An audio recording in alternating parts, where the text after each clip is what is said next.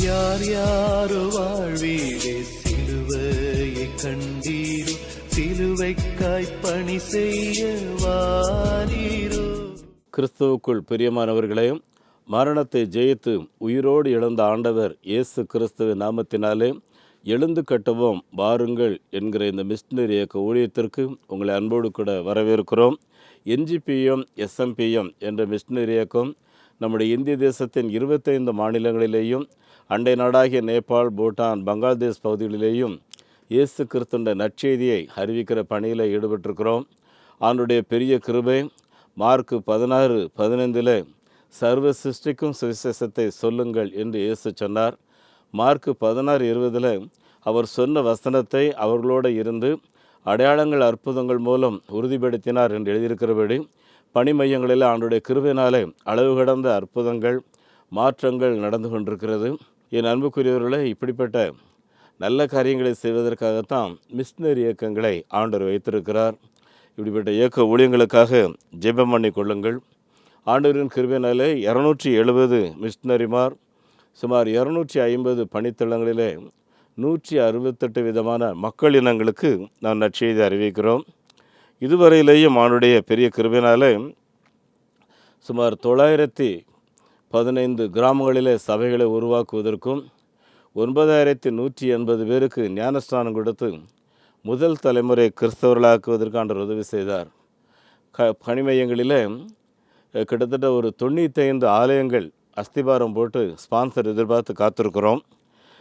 கடந்த வாரத்தில் 5 ஆலயங்கள் பிரதிஷ்டை செய்திருக்கிறோம். அதோடு கூட இதுவரையிலேயும் 70 ஆலயத்தை கட்டி கர்த்தருக்கு மகிமையாக பிரதிஷ்டை செய்திருக்கிறோம்.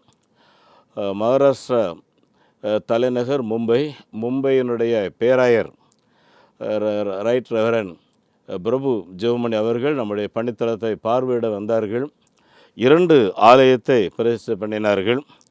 அது மாத்திரமல்ல, 20 விசுவாச குடும்பங்களும் அவர்களோட வந்திருந்தார்கள். ஒரு ஆலயத்திற்கு அஸ்திபாரம் போட்டார்கள். கரஞ்பாடா என்கிற அந்த கிராமத்தில் அஸ்திபாரம் போட்டு கர்த்தரை மகிமைப்படுத்தி அந்த ஆலய கட்டுமான பணிக்கு மும்பை பேராயமாக நாங்கள் கட்டுவதற்கு முயற்சிக்கிறோம் என்று வாக்கு கொடுத்தார்கள். அதற்காக நான் ஆண்டவரை ஸ்தோத்திரிக்கிறேன்.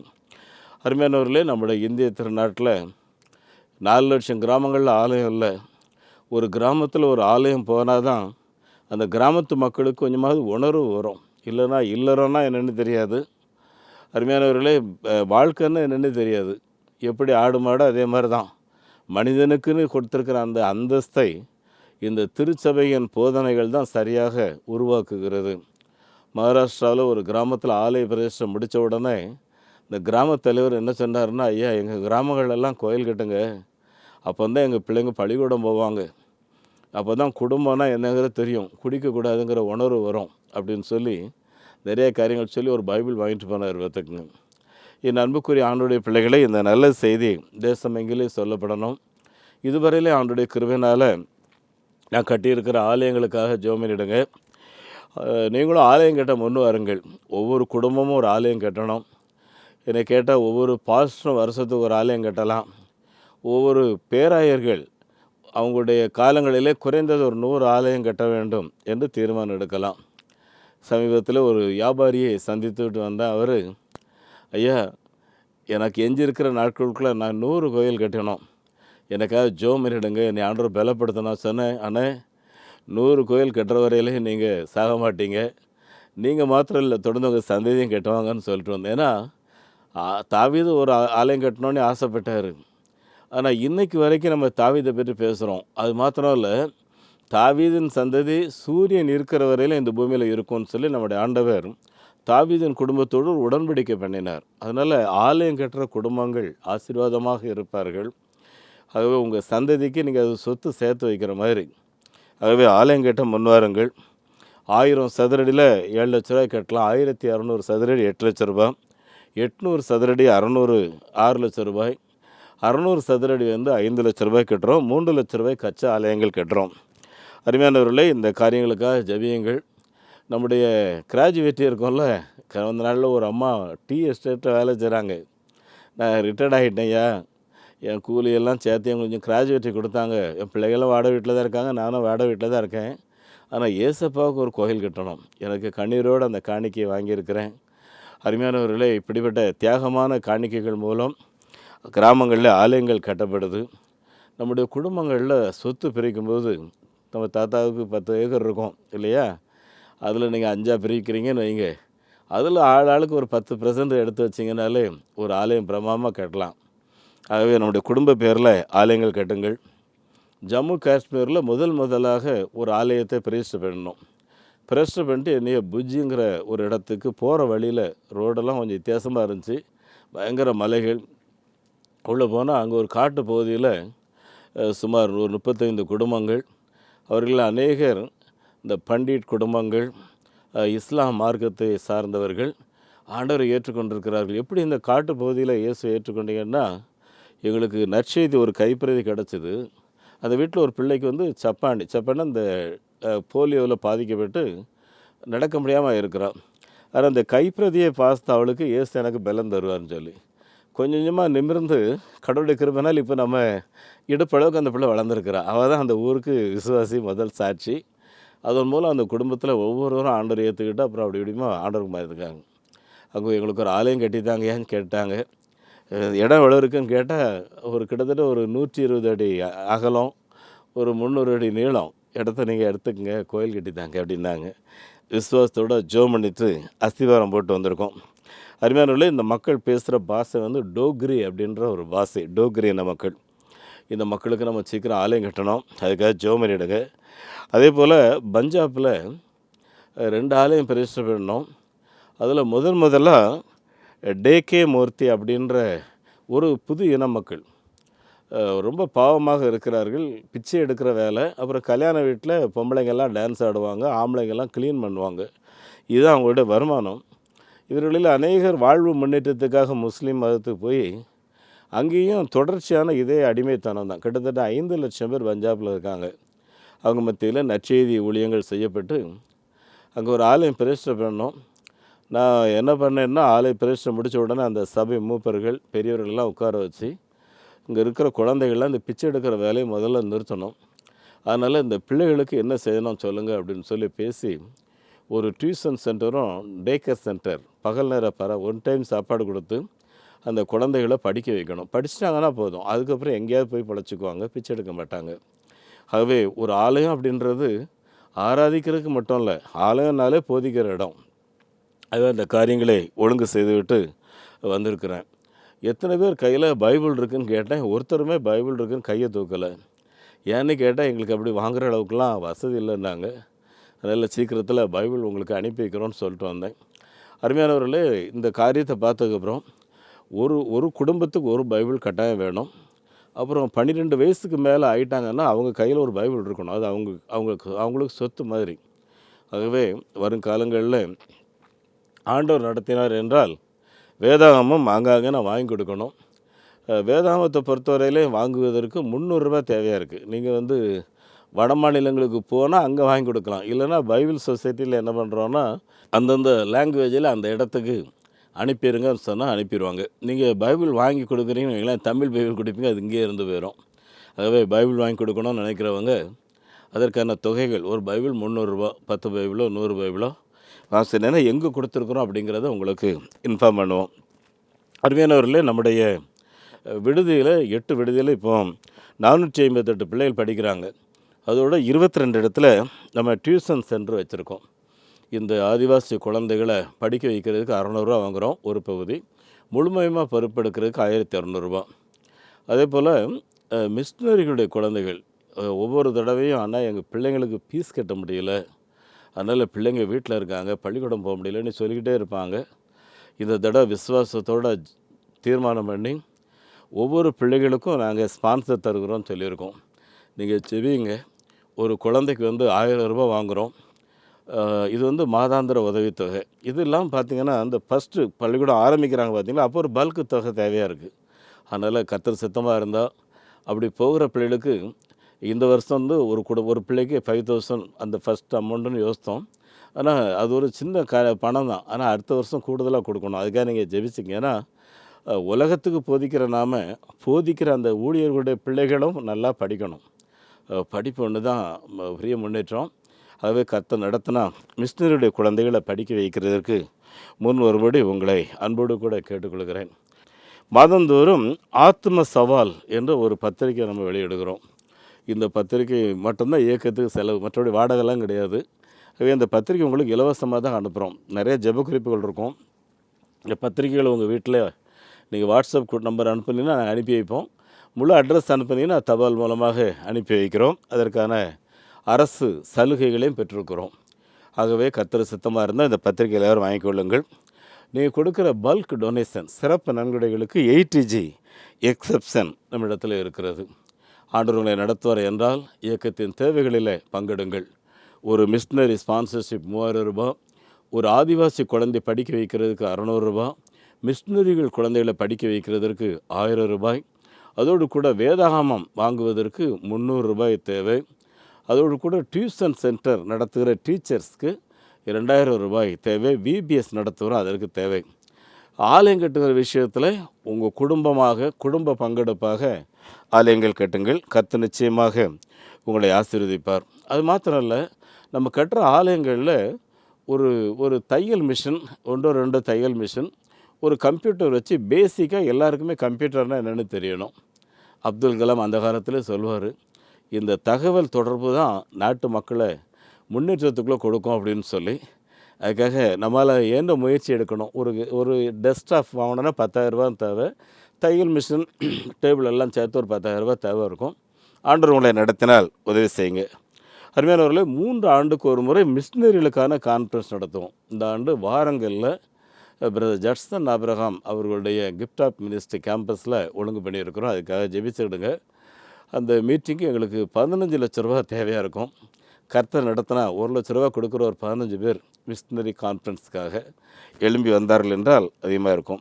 அருமையானவர்களே, இந்த ஊழியத்துக்காக பலர் ஜெபிக்கிறீங்க, காணிக்கை அனுப்பணுங்கிற எண்ணங்கள் உங்களுக்குள்ளே வருது. சிலர் அனுப்புகிறீங்க. நீங்கள் அனுப்புகிற காணிக்கையை எங்களுக்கு அந்த விவரம் கொஞ்சம் அனுப்பிடுங்க. நான் இந்த தேதியில் இந்த காணிக்கை போட்டிருக்கேன்னு சொல்லி உங்கள் அட்ரஸ்ஸு வாட்ஸ்அப் நம்பர் கொடுத்தீங்கன்னா நாங்கள் ரிசீட் போட முடியும். இல்லைன்னா அது பேங்க்கில் பணம் இருக்குமே தவிர யார் அனுப்புனான்னு தெரியாது. அது இயக்கத்துக்கு நல்லதில்லை. வெல்விஷர்னு ரிசீட் போடாதீங்கன்னு ஆடிட்டர் சொல்கிறாங்க. ஆகவே தயவுசெய்து அனுப்புகிறவங்க உங்களுடைய தகவல்களை தெரிவிங்க. என்னுடைய வங்கி எண்ணை குறித்து வைத்துக் கொள்ளுங்கள்.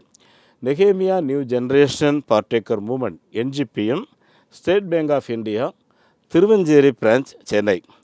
Account number 42 17 80 20 691. IFSC code SPIN 0061767. அதே போல் salvation mission partaker movement SMPM, Canara bank Selaiyur branch. Account number 12 00 34 54 94 90. IFSC code CNRP 000 56 52. இவங்களுடைய செல் நம்பர் 90 43 86 7550 9447 7550. எங்களோடு தொடர்பு கொள்ளுங்கள். ஆண்டவர் தாமே உங்களையும் உங்களுடைய குடும்பங்களையும் நற்செய்தி பணியில் ஈடுபடுகிற உங்களை ஆசீர்வதித்து அவருடைய மகிமையான வருகையில் அவரோடு கூட இருக்கும்படி இந்த பூமியில் இருக்கிற காலங்களிலேயும் மகிழ்ச்சியும் சமாதானத்தையும் தெய்வீக சுகத்தையும் அனுப்புகிறவர்களாய் கர்த்தர் உங்களை காத்துக்கொள்வாராக. கிறிஸ்துவுக்குள் பிரியமானவர்களே, இந்த நாளிலே நம்முடைய ஒழுங்குபடி தேவ சித்தப்படி ஞானமாக இந்த பூமியிலே வாழுதல், தேவ சித்தத்தின்படி ஞானமாக இந்த பூமியிலே வாழுதல். நீதிமொழிகளின் புஸ்தகம் 2வது அதிகாரம் 6வது வசனம் சொல்கிறது, கர்த்தர் ஞானத்தை தருகிறார், அவர் வாயிலிருந்து அறிவும் புத்தியும் வரும். அருமையானவர்களே, ஒவ்வொரு மனுஷனுக்கும் கர்த்தர் ஒருவரே ஞானத்தை தருகிறார், அவர் வாயிலிருந்து அறிவும் புத்தியும் வரும். எப்போ ஞானம் வருதுன்னு சொல்லி பார்த்தீங்கன்னா, கர்த்தருக்கு பயப்படுதல், தேவனுக்கு நான் பயந்து நடக்கணும், ஒரு நாள் கடவுளுக்குண்டாக நிற்கணும் அப்படிங்கிற உணர்வு தாவீது அரசர் சொல்லும்போது, அவருக்கு பயப்படும் பயத்தால் என்னுடைய உடலில் இருக்கிற மயிர்கள் இருக்குல்ல, நம்முடைய தோள்களில் அவைகள் அப்படியே சிலிர்க்கிறது என்று சொல்லுகிறார். ஆகவே அப்படிப்பட்ட ஒரு பயம் நமக்குள்ளே இருக்கும்னு சொன்னால் நாம் ஞானவான்கள் அப்படின்னு சொல்கிறார். நீதிமொழிகள் 3வது அதிகாரம் 11வது வசனத்தில் பார்த்தீங்கன்னா, ஞானத்தை கண்டடைகிற மனுஷனும் புத்தியை சம்பாதிக்கிற மனுஷனும் பாக்கியவான்கள். அருமையானவர்களே, பெரிய செல்வந்தர்களாக இருப்பார்கள், சிறந்த படிப்பாளிகளாக இருப்பார்கள். சமீபத்தில் ஒரு பத்திரிகையாளர் கைது செய்யப்பட்டார். காரணம் என்னவென்றால், அவர் தன்னுடைய சொந்த மகனை ஆள் வைத்து கொலை செய்ததுனால. அவர் பேர் சௌபா. நான் அவருடைய புஸ்தகத்தெல்லாம் ரொம்ப விரும்பி படிச்சிருக்கிறேன். நல்லாயிருக்கும் படிக்கிறதுக்கு. ஆனால் அநேகருக்கு நல்ல போதனைகளை எழுதின அவர் தன்னுடைய வாழ்விலே அதை ஞானமாக செயல்படுத்துவதற்கு அவருக்கு முடியவில்லை. காரணம் என்னவென்றால், அவருக்கும் அவருடைய மனைவிக்கும் பிரச்சனை. மகன் தன் தாயோடு இணைந்து கொண்டான். இணைந்து கொண்டு தகப்பனுடைய சொத்துக்களை பெற வேண்டும் என்று அவன் முயற்சிக்கும்போது, எனக்கு கீழ்ப்படியாத என் குடும்பம், என் கூட இல்லாத மகனுக்கு ஏன் சம்பாத்தியம் போகணுமா, அதற்கு நான் அவனை அழிச்சிடுறேன்னு சொல்லி ஆளை வைத்து அழித்து, சரி இப்போ அவர் வாழ்ந்தாரா அப்படின்னு சொல்லி பார்த்தீங்கன்னா ஜெயிலில் தானே இருக்கார்.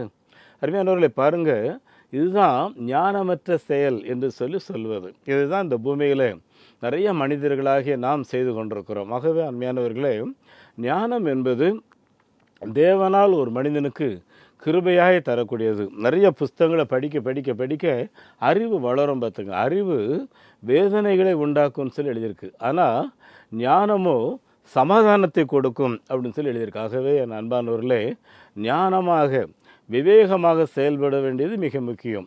இந்த பைபிளில் நீதிமொழிகள் 1வது அதிகாரத்தின் முதல் 5 வசனத்தை வாசித்து பார்த்தீங்கன்னா அதில் எழுதியிருக்கோம், இந்த வேத புஸ்தகத்தை ஒருவன் படிப்பதனாலே அவன் விவேகமாக, ஞானமாக, புத்தியாக, யுத்தியோடு சிறப்பாக செயல்படுவான் அப்படின்னு சொல்லி எழுதியிருக்கு. அப்போது நம்ம எல்லாருக்குமே கர்த்தருக்கும் பயப்படும் பயத்தோடு இந்த கர்த்தருடைய சத்திய புஸ்தகத்தை வாசித்து அதில் என்னதான் ஆலோசனைகள் எழுதியிருக்கு அப்படிங்கிறத கேட்டு கொஞ்சம் நிதானித்தோமே என்றால் சிறப்பாக நம்முடைய செயல்பாடுகள் இருக்கும்.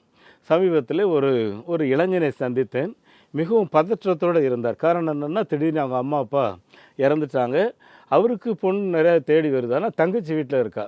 அது தங்கச்சி கல்யாணம் முடிக்காமல் கல்யாணம் பண்ண முடியாது. உடனே என்கிட்ட ஃபோன் பண்ணி, அண்ணா என்னை தெரியுதா அப்படின்னாரு. தம்பி தெரியும் சொல்லுங்கண்ணே. என் தங்கச்சி உடனே மாப்பிள்ளை வேணும். மாப்பிள்ளை எங்கே இருக்காங்க சொல்லுங்கள், உடனே பேசி முடிச்சிடலாம்ண்ணே. தம்பி, தங்கச்சிக்கு மாப்பிள்ளை பார்க்கணும், அதுக்காக நம்ம ஜெபம் பண்ணுவோம், ஆண்டவர்கிட்ட காத்திருந்து கேட்போம், அவர் தரும்போது நம்ம சரி அதெல்லாம் இருக்காது, நாளை மறுநாள் நடக்கணும் அப்படின்னாரு. நான் சொன்ன ஆலோசனை சொல்லிட்டு இருக்கும்போது ஃபோனை கட் பண்ணிட்டார். நான் அப்புறம் கொஞ்சம் கழித்து கூப்பிட்டேன். தம்பி, கொஞ்சம் நிதானமாக செயல்பட வேண்டிய காரியம்னா, பரிசுத்த ஆவியானவர் நம்ம பிள்ளைக்கு வேண்டிய மகனை கொண்டு வரணும். நீங்கள் அவசரப்பட்டு எங்கேயா பிடிச்சு கொடுத்தலான்னு கொடுத்தீங்கன்னா பிள்ளை வாழ்க்கை நாசமாக போயிடக்கூடாதுல்ல தம்பின்னா, அண்ணே எனக்கு நீங்கள் ஆலோசனை சொல்ல வேண்டாம், ரொம்ப கஷ்டப்பட்டு வேதனையோடு இருக்கேன்னாரு. என் அன்புக்குரியவர்களே, இது நடைமுறையில் அவருக்கு ரொம்ப கஷ்டம்தான், உண்மைதான், நம்ம ஏற்றுக்கொள்ள முடியாத காரியங்கள் அல்ல. ஆனால் அதே சமயம் அதில் ஆவியானவருடைய ஒத்தாசை இல்லாமல் இல்லையா, நம்முடைய ஆண்டவராக இயேசு சொன்னார், நான் போய் பரிசுத்த ஆவியானவர் உங்களுக்கு அனுப்பி வைக்கிறேன், அவர் உங்களுக்கு எல்லா காரியத்திலையும் உங்களுக்கு நடத்துதலை தருவார், வெற்றியை தருவார், உங்களுக்கு துணையாளராக இருப்பார்னு சொல்லியிருக்கார். ஆகவே அவருடைய துணையோடு கூட இந்த காரியத்திலே நம்ம தேடுவோம். என் அன்புக்குரிய ஆண்டுடைய பிள்ளைகளே, நம்மிடத்தில் பலர் இப்படி தான் பொறுமை இல்லாமல் வேகமாக செயல்பட்டு இல்லை பரபரப்பாக செயல்பட்டு எங்கேயாவது இடிச்சிட்டு கிடக்கிறோம். பார்த்துக்குங்க என் அன்புக்குரியவர்களே, அப்படிப்பட்ட காரியங்கள் நம்மளே காணப்படாதபடி கவனமாக இருப்போம். 1 ராஜாக்களின் புஸ்தகம் 3வது அதிகாரம் 8லேருந்து 9 வரைக்கும் வாசித்து பார்த்திங்கன்னா, சாலமோன் ஒரு இளைஞனாக இருக்கும்போதே அரசராக பொறுப்பெடுக்க வேண்டியதாக இருக்கிறது. ஆகவே தன்னுடைய தகப்பன் கையிலிருந்து அவர் பொறுப்பெடுத்தாலும் அவரை சுற்றிலும் ஏராளமான பகைவர்கள் இருக்கிறார்கள். ஆகவே இந்த பகைவர்களெல்லாம் ஜெயிக்க வேண்டும், அதே சமயம் தன் தகப்பனை காட்டிலும் சிறப்பாக நாட்டை கொண்டு செல்ல வேண்டும் என்பதற்காக இந்த சாலமோன் ஒரு நாள் ஜெபம் பண்ணுறாரு. அவர் ஜெபம் பண்ணும்போது, எனக்கு நல்ல தீர்க்காயுசு தாங்க, எனக்கு நிறைய செல்வத்தை தாங்க, எனக்கு நிறைய அழகான பொம்பளைகளை தாங்க, சரி இந்த மாதிரிலாம் அவர் கேட்டு ஜெபம் பண்ணவே இல்லை. அவர் ஜெபம் தேவ சமூகத்தில் ஏற்புடையதாக இருக்கிறது. அவர் கேட்குறாரு, நீர் கொடுத்த பொறுப்பை சரியாக நிறைவேற்றுவதற்கு எனக்கு வேண்டிய எல்லா ஆலோசனைகளையும் தாரும். என் அன்புக்குரிய ஆண்டுடைய பிள்ளைகளே, நம்முடைய ஜெபம் எப்படிப்பட்ட ஜெபமாக இருக்கிறதுன்னு சொல்லி யோசித்து பாருங்கள். ஏன்னா இந்த ஜெபம் சரியான ஜெபமாக இருந்தாலே சரியான நடத்தல் கிடைக்கும். இப்போ ஆண்டவர் சாலமோனை பார்த்து என்ன சொல்கிறாரு, நீ நல்ல தீர்க்காயுசையோ நீ நல்ல ஐஸ்வர்யத்தையோ கேட்டு நீ ஜெபம் பண்ணாமல் இந்த ஜனங்களை சரியாக நடத்துவதற்கு வேண்டிய ஞானத்தை மட்டும் தாரும் சொல்லி கேட்டதுனால, நீ கேட்ட ஞானம் மாத்திரம் இல்லை, இதுவரையிலும் உனக்கு முன்னால் இருக்கக்கூடிய அரசர்களை காட்டிலும் பெரிய செல்வத்தையும் உனக்கு கொடுப்பேன். அருமையான சாலமோனுடைய சரித்திரத்தை வேதத்தில் வாஸ்து போகும் பார்த்தீங்கன்னா, சாலமன் அரசருடைய காலங்களிலே வெள்ளி இருக்குல்ல, அது ஒரு பொருட்டாகவே எண்ணப்படவில்லை. அப்போ வெள்ளியை பொருட்டாக எண்ணப்படலைன்னா பித்தளை, வெண்கலம், இரும்பு இதெல்லாம் எங்கே இருக்கும்? இல்லை, அதெல்லாம் தேடுவாரற்ற நிலையில் இருக்கும். தங்கம் மட்டும் கொஞ்சம் மதிப்பாக இருந்திருக்கும்னு வச்சுடுங்களேன். அருமையானவர்களே, அந்த அளவுக்கு செல்வம் அவருக்கு சேர்கிறது. சாலமோனின் ஞானத்தை குறித்து மேலும் தெரிந்து கொள்ள வேண்டும் என்றால், சேபாவின் இளவரசி, எத்தியோப்பிய இளவரசி அங்கே வருகிறார். அவர் சாலமோனுடைய ஞானத்தெல்லாம் நிறையா கேள்வி கேட்குறார். அவர் சொல்கிற பதிலை பார்த்து பார்த்து அவர் ரொம்ப ஆச்சரியப்பட்டு, இப்படிப்பட்ட ஒரு ஞானமுள்ள அரசரை பெற்றுக்கொண்டு இந்த நாட்டுக்காக நான் ஆண்டவரை ஸ்தோத்தரிக்கிறேன்னு சொல்லி இஸ்ரவேலின் தேவனை மைமைப்படுத்தி கொண்டே சென்றார். அவர் சொல்கிறா, நான் உங்களை குறித்து கேள்விப்பட்டது கொஞ்சம், ஆனால் உங்கள் நாட்டுக்கு உங்களோட பேசின பின்பு உங்களுக்கு கடவுள் கொடுத்துருக்கிற அறிவையும் ஞானத்தையும் பார்த்து நான் கேட்டது கொஞ்சம், ஆனால் நான் நேரில் பார்த்தது ரொம்ப அதிகம்னு சொல்லி மைமைப்படுத்திட்டு போகிறான். இன்னொரு சம்பவம் பாருங்கள், 1 ராஜாக்களின் புஸ்தகம் 3ஆவது அதிகாரம் 16லிருந்து 26 வரைக்கும் 2 வேசி பெண்களுடைய பிரச்சனை சாலமோனிடத்தில் வருகிறது. அருமையானவர்களே, 2 பேருக்குமே குழந்தை பிறந்தது. 2 பேருக்குமே பிறந்த குழந்தை நான் நினைக்கிறேன் அது கள்ளக்காதலில் பிறந்த குழந்தையாக இருக்கும். அதனால தான் கள்ளத்தனமாகவே வளர்க்குறாங்க. அப்புறம் திடீர்னு பார்த்தீங்கன்னா, அந்த தூங்கும்போது ஒருத்தி ஒருவேளை போதையில் இருந்திருக்கலாம். குழந்தைன்னு கூட தெரியாமல் அந்த குழந்தை மேலே சுருண்டு, அதனால் குழந்தை நசுக்கி செத்து போயிடுச்சு. சரியா? இப்போ செத்து போன உடனே என்ன பண்ணுறா இவா, செத்துப்போன குழந்தைய எடுத்து அவா பக்கத்தில் போட்டுட்டு அங்கே உயிரோடு இருக்கிற குழந்தைய தூக்கி அவா பக்கத்தில் போட்டுக்கிறான் இல்லையா? 10 மாதம் வயிற்றில் பெற்ற தாய்க்கு தான் குழந்தை எதுன்னு தெரியும் இல்லையா? ஆனால் 2 பேரும் ஒரே சண்டை. இதுதான் ஏன் குழந்தை, செத்து போனால் உன் குழந்தைன்னு சொல்லி 2 பேரும் அடி பிடி சண்டை நடக்குது. கடைசியில் இந்த தகவல் கேள்விப்பட்டு சாலமோன் அரசர்கிட்ட போகுது. அங்கே 2 பேரும் பண்ணுற வாக்குவாதம் பார்த்திங்கன்னா அதனால் காது கொடுத்து கேட்க முடியாது. அப்படிப்பட்ட வாக்குவாதங்கள் செய்கிறார்கள். 2 பேரும் தங்களுக்கு தான் உயிருள்ள குழந்தை சொந்தம் என்பது போல பேசுகிறார்கள். இப்போ சாலமோனுக்கு யார் இதில் உண்மையான தாய், எந்த தாயினுடைய குழந்தை மரித்து போச்சு அப்படிங்கிறத அடையாளம் காண்றதுக்கு ரொம்பவுமே கடினமாக இருக்குது. அதனால் ஒரு வேலைக்காரனை கூப்பிட்டு, எப்பா ஒரு பெரிய பட்டயத்தை எடுத்துகிட்டு வா, எடுத்துகிட்டு இந்த குழந்தைய 2ஆக வெட்டி அவளுக்கு பாதி இவளுக்கு பாதி கொடுத்துரு, பிரச்சனைக்கு இப்படியாக தீர்வு வரட்டும்னு சொல்லி அவர் சொல்லும்போது, அந்த உயிரோடு இருக்கிற அந்த குழந்தையுடைய தாய் இருக்குது பார்த்தீங்களா, உடனே அரசருடைய பாதத்தில் அரசரே இந்த காரியத்தை மட்டும் செய்யாதீங்க, அது என் பிள்ளை தான், என்றாலும் செத்து போய் 2 பேருக்கும் பாதி பாதி கிடைக்கிற பதிலாக அந்த குழந்தை அவாட்டே வளரட்டும், யாரோ ஒருத்தர்கிட்ட அந்த குழந்தை நல்ல சுகமாக வளருதுங்கிறத பார்த்தாவது நான் கொஞ்சம் ஆறுதல் அடைஞ்சிருவேன், தயவுசெய்து நீங்கள் வெட்டாதீங்க அரசரேன்னு சொல்லி அரசரை பார்த்து கெஞ்சுறேன். அவன் என்ன சொல்கிறா, நீ வெட்டு, ஆளுக்கு பாதி கொடு, எனக்கு இல்லாத குழந்தை அவளுக்கு இருக்கக்கூடாது, வெட்டு அப்படிங்கிறா. இப்போ தான் அரசருக்கு புரியுது யார் உண்மையான தாய் என்று சொல்லி. என் அன்புக்குரிய ஆண்டோடைய பிள்ளைகளை, இப்படி தீர்க்க முடியாத கருகலான பல பிரச்சனைகளை ஞானமாக சாலமோன் அரசர் தீர்த்து வைக்கிறார். நல்லா கவனித்து கொள்ளுங்கள்.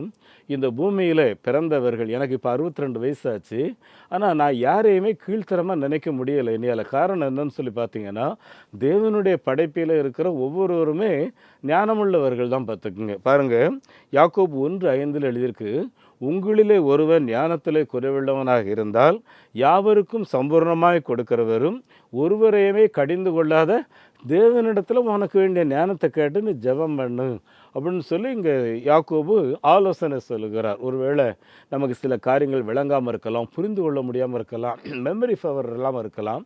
அதை ஆண்டவர்கிட்ட சொல்லி கேட்கும்போது ஆண்டவர் அந்த கிருபைகளை நமக்கு தருகிறார். நான் பணி மையங்களிலே அதிக நாட்கள் ஊழியம் செய்திருக்கிறேன்.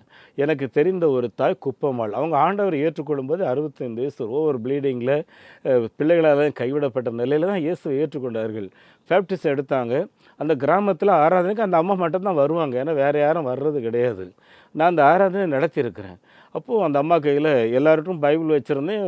அந்த அம்மா ஒரு பைபிள் வாங்கிக்கிட்டாங்க. அம்மா எப்படி படிப்பீங்கன்னா, எனக்கு வேணும், நான் பக்கத்தில் வச்சுக்கிட்டேனாலே எனக்கு அந்த வசனம் புரியும் அப்படியே சொல்லுவாங்க. ஒரு 6 மாதம் இருக்கும். அந்த அம்மா வசனத்தை படிக்க ஆரம்பித்தாங்க. என் அன்புக்குரியவர்களே, கர்த்தர் ஒருவனுக்கு அந்த படிப்பு அறிவு ஞானத்தை கொடுக்குறாருங்கிறத அந்த குப்பம்மாவுடைய வாழ்க்கையில் தான் நான் புரிஞ்சுக்கிட்டேன் பார்த்துக்குங்க. அன்புக்குரிய தேவனுடைய பிள்ளைகளை நம்முடைய ஜீவியத்திலையும் நான் நிறைய பேரை பார்க்கும்போது நிறைய தம்பி மாதிரி என்கிட்ட சொல்லுவாங்க, ஆனால் எதை படித்தாலும் மறந்து நான் சொல்லுவேன், தம்பி ஒரே ஒரு வசனத்தை முதல்ல ஞாபகம் பண்ணு. முதல்ல கர்த்தரன் மேய்ப்பராக இருக்கிறார், இதை நீ மெமரி பண்ணு. அடுத்த நாள் இயேசு கிறிஸ்து நேற்றும் என்று மாறாதவர், இதை 2வது வசனத்தை மெமரி பண்ணு. இந்த 2 வசனத்தை மெமரி பண்ணுறது ஒரு 100 தடவை நீ சொல்லிக்கிட்டே இரு, உன்னுடைய மெமரி பவர் இன்க்ரீஸ் ஆகும்னு சொல்லுவேன். என் அன்புக்குரியவர்களே, அப்படி மெமரி பவர் இன்க்ரீஸ் ஆகி கர்த்தராலே ஞானம் பெற்று சிறந்த அந்தஸ்தை அடைந்தவர்கள் பலர் பார்த்துக்குங்க. பாருங்கள், அந்த பூமியில் இந்த மின்சார விளக்கு கண்டுபிடிச்சார் இல்லையா, தாமஸ் ஆல்வா எடிசன் அப்படிங்கிறவர்.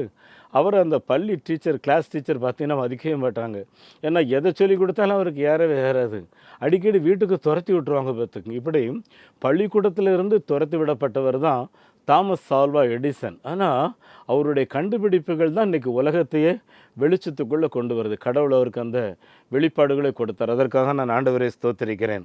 அருமையானவர்களே, இந்த பூமியில் இருக்கிற மனிதர்களில் யாருமே ஞானமற்றவர்கள் கிடையாது. ஒவ்வொருவருமே அறிவிலே சிறந்த ஞானமுள்ளவர்கள், விவரமானவர்கள். ஆகவே தான் ஞானம் கொடுக்கிற ஆண்டவரிடத்தில் ஜெபிக்க வேண்டும். இன்னொரு நடந்த சம்பவம் எனக்கு ஞாபகத்து வருகிறது. ஃபோர்டு என்கிறது ஒரு கார், நம்ம எல்லாருக்கும் தெரியும். இந்த கம்பெனி ஓனர் அவர் ஒரு ஹென்ரி ஃபோர்டு, அவர் ஒரு பெரிய செல்வந்தர். ஒரு முறை அவர் ஒரு ஃபங்க்ஷனுக்காக போயிட்டுருக்கிறாரு. திடீர்னு கார் டயர் பஞ்சர் ஆயிடுது. இனி எங்கேயாவது போனோம்னா உடனே என்ன பண்ணுறாருன்னா, ஏற்கனவே ஸ்டெப்னி இருக்கும் இல்லையா, இந்த டயரை கழட்டிட்டு இந்த ஸ்டெப்னியை அடைக்கும்போது கையில் அந்த போல்ட் வச்சுருந்தார், எல்லாம் செதறி விழுந்துருது. பக்கத்தில் பார்த்தா ஒரு சேறு அங்கே விழுந்து கிடக்குது. இப்போ அதுக்குள்ளே இறங்கி எடுத்தால் துணியெல்லாம் அழுக்காயிரும், ஃபங்க்ஷனுக்கு போக முடியாது. என்ன பண்ணுறதுன்னு சொல்லி வீலை அடிச்சுட்டு சுற்றி பார்க்குறாரு. ஒருத்தன் ஒரு பைத்தியம் பிடிச்ச மாதிரி தலை முடியெல்லாம் கிளறி விட்டுக்கிட்டு ஒரு அழுக்கு ட்ரெஸ்ஸை போட்டு வரான். பக்கத்தில் வந்தோடனே, தம்பி உனக்கு வேண்டிய காசு தாரேன், இந்த சேத்துக்குள்ளே என் கையில் இருந்த எல்லா போல்ட்டும் விழுந்துருச்சு, நீ கொஞ்சம் எடுத்து கொடுத்துட்டு நான் உனக்கு காசு தாரேங்கிறவன். அவன் அவரை பார்த்து சிரிக்கிறான். அடா பாவி, என்னையை பார்த்து சிரிக்கிறானே, நான் என்ன பைத்தியக்காரனா அவனை மாதிரி அப்படின்னு நினச்சிட்டு அவனை அலட்சியமாக பார்க்குமா. சொன்னேன், சார் நீ ஒன்றும் கவலைப்படாத, எல்லா வீல்லையும் 4 போல்ட் இருக்குல்ல, ஒரு போல்ட்டை மட்டும் கழட்டி அந்த 3 போல்ட்டை போட்டால் நீ வண்டி ஓட்டலாம், ஒன்றும் பிரச்சனை வேறு, எனக்கு தெரியும், ஓட்டிகிட்டு போ. இங்கே போகிற வழியில் கடை இருந்ததுன்னா 4 போல்ட்டை வாங்கி மாட்டிக்க சார், இதுக்கு ஏன் சார் இவ்வளோ ஒரி பண்ணுறேன் நானா.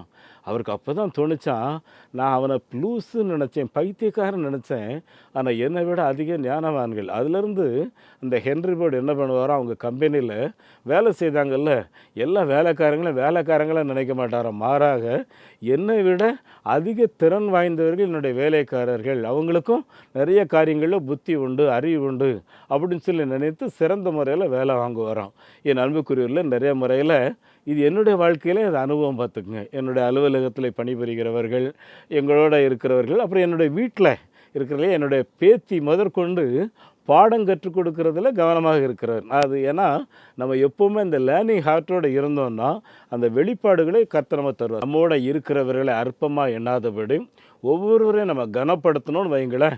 சிறந்த வெற்றியுள்ள ஜீவிக்கிறது மாத்திரம் இல்லை, நம்ம குடும்பம், நம்ம வியாபாரம், உங்களுடைய இல்லறம் எல்லாமே ஆசீர்வாதமாக இருக்கும். ஆகவே என் அன்பானவர்களே, உங்கள் வீட்டில் இருக்கிறவர்களை மதியுங்கள், உங்கள் கூட இருக்கிறவர்களை கண்ணியப்படுத்துங்கள். உங்களுக்கு இருக்கிற மாதிரி ஆத்மா அவங்களுக்கும் இருக்குது, உங்களுக்கு இருக்கிற மாதிரி சரீரம் அவங்களுக்கும் இருக்குது, உங்களுக்கு என்ன தேவை இருக்கோ அதே தேவை அவங்களுக்கும் இருக்குது. இப்படிப்பட்ட நிலையோடு நம்ம இருந்தோன்னு வைங்களேன், நிச்சயமாக நீங்கள் ஞானம் உள்ளவர்கள், நீங்கள் ஆசீர்வதிக்கப்பட்டவர்கள். அப்படிப்பட்ட பாக்கியத்தை ஆண்டவர் தாமே உங்களுக்கும் உடைய குடும்பத்துக்கும் தந்தருள்வாராக. உங்களுக்காக நான் செபிக்கிறேன். எங்கள் பரலோகத்தின் நல்ல தந்தையே, இந்த வசனங்களை கேட்ட ஒவ்வொரு கர்த்தருடைய தாசர்களுக்காக ஸ்தோத்திரம். ஆண்டவரே, இந்த வார்த்தைகள் 30, 60, 100 தொடர்ந்து ஒவ்வொருவரோடு கூட பேசிக்கொண்டே இருக்கட்டும். ஆண்டவரே, நாங்கள் தேவ சித்தத்தின்படி தேவ ஞானத்தோடு ஒவ்வொரு நாளும் வாழ்வதற்கும் இந்த பூமியில் இருக்கிற சாத்தான்களை இயேசுவின் நாமத்தினாலே ஞானமாக ஜெயிக்கிறதற்கும் எங்களுக்கு தொடர்ந்து நீர் கிருபை தந்தருளும். இந்த வசனங்களை கேட்ட ஒவ்வொருவரையும் திடப்படுத்தும். ஒருவர் கூட வசனத்தை கேட்டு வெறுப்புணர்ச்சியோடு போகக்கூடாது சுவாமி, ஒரு சமாதானத்தோடு செல்லும்படி பரிசுத்த தேவனே நீர் கிருபை செய்யும். ஆண்டவரும் அருமை இரட்சகருமாகிய இயேசு கிறிஸ்துவின் நாமத்தில் இந்த ஜெபத்தை கேட்கின்றோம் பிதாவே, ஆமேன். நம்முடைய ஆண்டவர் இயேசு கிறிஸ்துவனுடைய கிருபையும் பிதாவாகிய கடவுளுடைய அன்பும் பரிசுத்த ஆவியானவருடைய நடத்தல் பராமரிப்பு ஆசீர்வாதம் நம் அனைவரோடும் என்றென்றும் தங்கியிருப்பதாக. ஆமேன். இந்த மாபெரும் நற்செய்தி பணியில் ஒரு ஆதிவாசி குழந்தைய நீங்கள் 600 ரூபாய் கொடுத்து படிக்க வைக்கலாமே, உங்களால் ஏன்ற தொகையை கொடுத்து ஒரு ஆலயங்கள் கட்டுவதற்கு தீர்மானம் எடுக்கலாமே, உங்களுடைய பங்குகள் என்ன?